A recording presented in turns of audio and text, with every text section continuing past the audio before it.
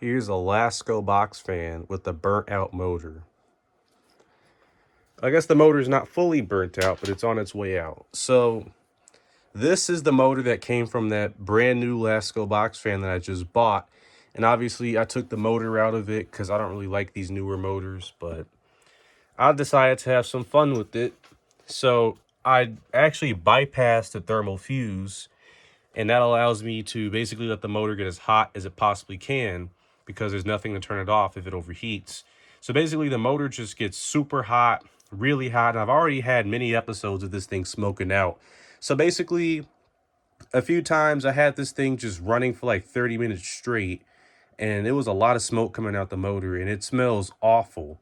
And I couldn't take it. So I just took the fan outside. I took the motor outside, let it run without the blades on for like an hour, or not an hour, I'd say probably like 30 minutes again. And it just smoked for like 15 minutes straight. It was just smoking, and it was really hot. I think the plastic piece right there actually started to melt onto the windings. And I think the electric tape is starting to melt too. It's starting to like turn to water a little bit. It's very bad. And there's like char marks on the stator right there. Not good.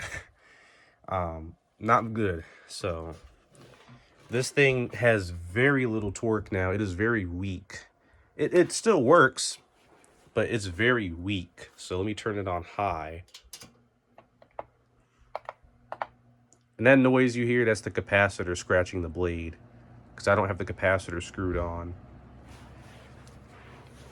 Here it is drawing 0.48 amps on high, and what is that? 58 watts.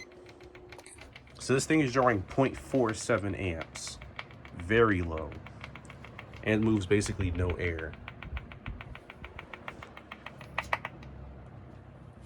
And it doesn't really, power draw doesn't really change much. It's like 51 watts. This thing is absolute garbage now.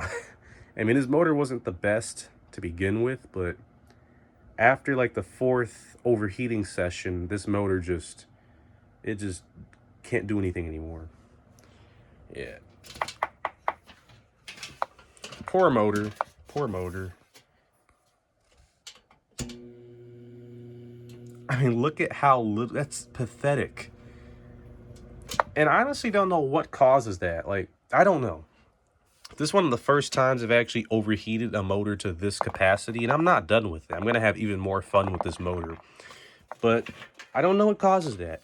I don't think that's the capacitor, because if it were the capacitor to fail, the blade would spin in either direction when you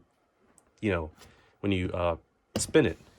But the blade, even if I spin it in this direction, it still, goes back the other direction. So I don't think it's the capacitor, because there's still a bias in which way it turns. I don't know if it's just the windings are getting like very weak. I don't know what it is. But this motor is definitely burnt out. And this is going to further cement my theory that the Lasco box fan motors actually do last a pretty long time. Because even with the thermal fuse, I've seen some of these fans blocked intensively with dust, and they still work after 10 plus, even 15 years of use continuously. And then this thing has no thermal fuse, and it took probably 30 minutes, multiple attempts of excessive overheating where this thing was blocked on both sides.